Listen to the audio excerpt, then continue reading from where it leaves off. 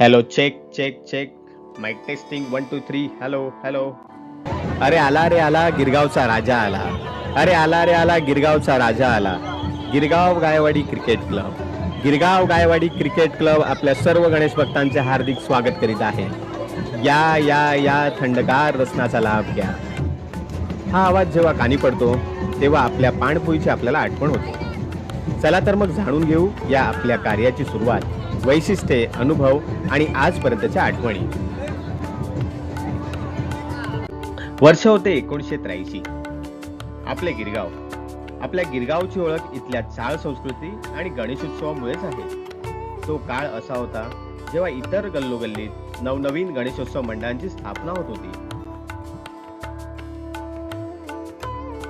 आज सारखे तेव्हा देखील या आपल्या लाडक्या बाप्पाच्या विसर्जनाची मिरवणूक मोठ्या उत्साहाने हजारो भाविक वाजत गाजत आपल्या जगन्नाथ शंकर शेठ रोडवरून चौपाटीच्या दिशेने करत असत. विसर्जनासाठी भाविकांची फारच गर्दी होत असे आणि ही गर्दी बाप्पाच्या मिरवणुकीत नाचत वाजत गाजत येणाऱ्या लोकांची अगणित उत्साह असला तरी दमछाक आणि घसा कोरडा करणारी असायची.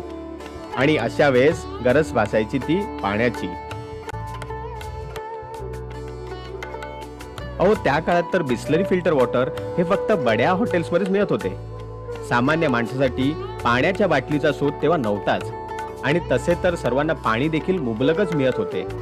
पाण्यासाठी खूपच त्रास होता, पण या त्रासावर मात करून काहीतरी तोडगा काढून आपण भाविकांच्या या गरजेसाठी पाणपोईची सोय करण्याचे शिवधनुष्य आपल्या वाडीतील तरुण मंडळींनी उचलले. वर्ष होते 1983. गायवाडीतील आपल्या तरुण मित्रमंडळींनी एकत्र येऊन क्रिकेट म्हणजे जीव की प्राण असणाऱ्या या मित्रमंडळींनी GGCC म्हणजेच गिरगाव गायवाडी क्रिकेट क्लब या अनोख्या नावाच्या मंडळाची कदाचित तेव्हाच सुरुवात केली. याआधी आपल्या वाडीत सत्यनारायण पूजा, शिवजयंती, होळी असे अनेक सण मोठ्या उत्साहाने साजरे केले जात होते. मग काय, निश्चय तर झाला, पण हे पूर्णत्वाला कसे नेणार?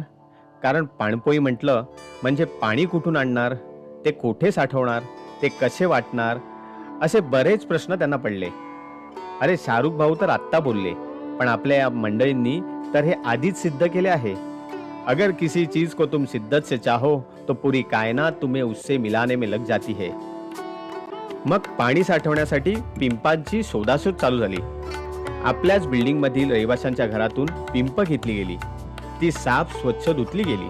आता पिंप तर आहेत, त्यात पाणी कसे आणि कुठून भरायचे? मग हातगाडीचा वापर करून काही पिंप आपल्या चाळीतील तर काही पिंप आपल्या वाडीतील कोणत्या तरी कॉमन नळातून भरली गेली. आणि अशा प्रकारे ही पाण्याने भरलेली पिंप आपल्या वाडीच्या नाक्यावर ठेवून जग व ग्लासच्या सहाय्याने या आपल्या अनोख्या पाणपोई या उपक्रमाची सुरुवात झाली. आणि म्हणतात ना, तहानलेल्याला पाणी पाजण्यापेक्षा मोठे काम या जगात नाहीच, याचा जणू साक्षात्कार आपल्या या तरुण मंडळींना झाला. आणि भाविकांच्या आशीर्वादामुळेच की काय, आपल्या या कार्यास पुढे आणखी चांगल्यारीत्या करण्याची ऊर्जाच मिळाली. गिरगाव JSS रोडवर पाणपोई ठेवणारे आपले मंडळ हे कदाचित पहिलेच मंडळ होते ज्यांनी हे संत कार्य हाती घेतले.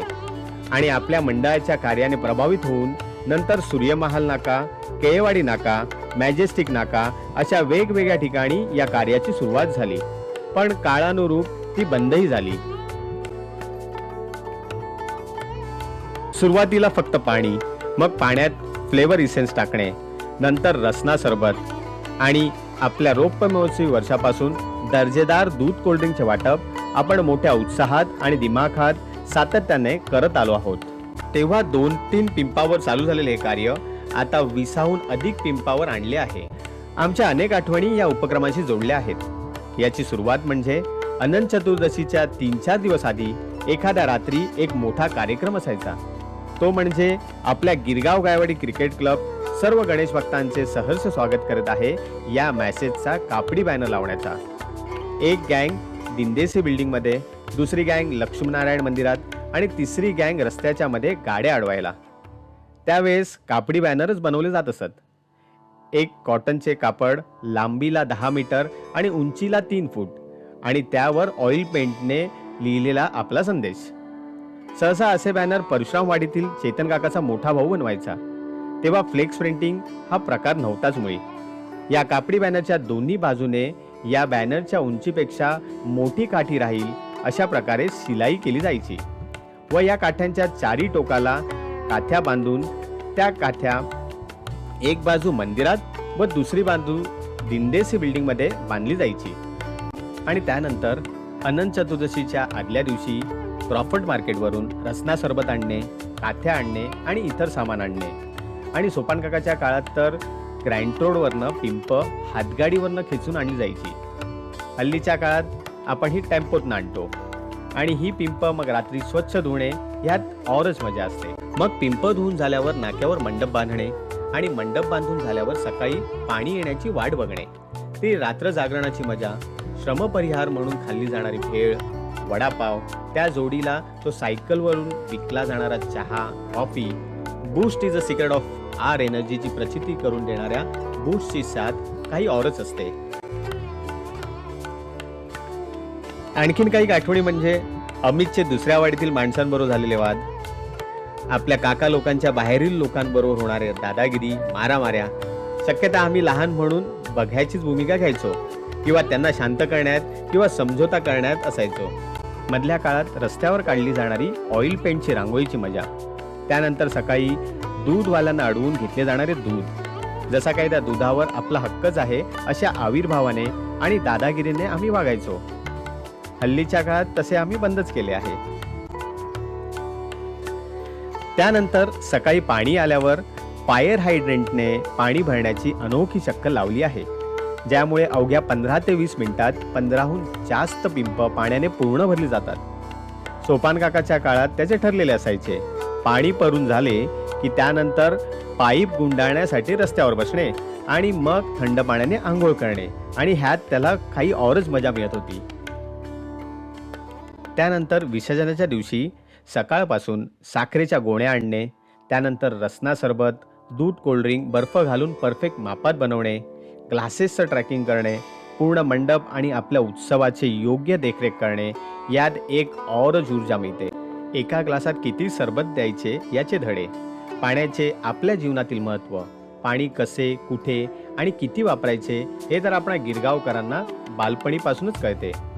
सरबत वाटण्याची मजा तर आपले बालगोपाळ लुटतच असतात. खूप उत्साहाने ही मुले सरबत वाटणे, ग्लास धुणे या सर्व गोष्टी करतात.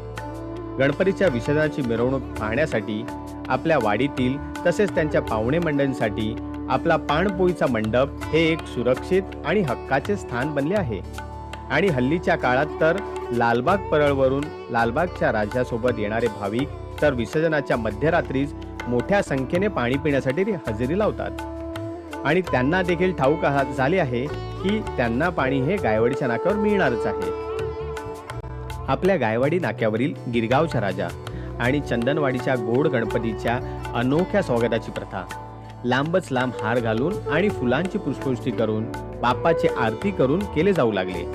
आणि वेगवेगळे 20 ते 30 हार, पुष्पवृष्टी यासाठी केले जाणारे शर्तीचे प्रयत्न, धडपड, उत्साह आणि यामुळेच गिरगावचा राजा व चंदनवाडीच्या गोड गणपती या मंडळांशी आपली नाळ अजून घट्ट झाली आहे.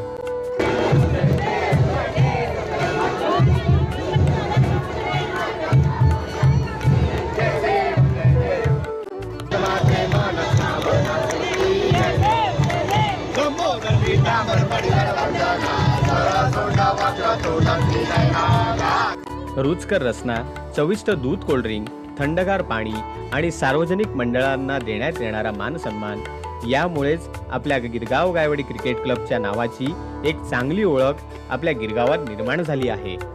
वर्ष 2007 आपल्या या समाजकार्याचे 25वे वर्ष. मग काय एकच जल्लोष. Blood donation, medical camp, cricket tournament, blanket वाटप अशा वेगवेगळ्या समाजोपयोगी कार्यक्रम करून हा उत्सव मोठ्या जिद्दीने आणि वेगळेपणाने साजरा करण्यात आला. आणि ना भूतो ना भविष्यो अशा दूध, कोल्ड्रिंकचा अविरहित वाटप पूर्ण दिवसभर करण्यात आला. ही सेवा वर्षानुवर्ष अबाधित आज तागायत चालू ठेवण्यासाठी अनेक सच्च्या आणि कडव्या सभासदांची तसेच देणगीदारांची साथ आपणास लाभली आहे. आपापसातील वाद बाजूला ठेवून एकत्रित येऊन संघटित राहून कार्य करण्याची शिकवण या उत्सवाने आम्हाला दिली आहे. अरे गिरगावच्या राजाचा विजय असो. चला तर मग मंडळींनो, आपल्या लाडक्या गिरगावच्या राजाचा आशीर्वाद घेऊन आमच्या सर्व काकांनो, दादांनो, मित्रांनो पुन्हा एकत्र येऊया. कोरोनाच्या महामारीमुळे हे जगच पूर्ण बंद झाले होते आणि त्यामुळे आपल्या ह्या कार्यात तसा 2 वर्षाचा ब्रेक आला. परंतु गेल्या वर्षी आपण पूर्ण जोशाने आणि उत्साहाने या कार्यास पुन्हा सुरुवात केली आहे. तसेच हे पुण्याचे कार्य पूर्ण ताकदीने आणि जोशाने या वर्षी देखील साजरे करायला सज्ज व्हा आणि एकत्र या. गणपती बाप्पा मोरया, गणपती बाप्पा मोरया. आणि आपणा सर्वांसाठी जीव की प्राण असलेले हे पाणपोईचे कार्य असेच निरंतर चालू ठेवूया, असेच निरंतर चालू ठेवूया.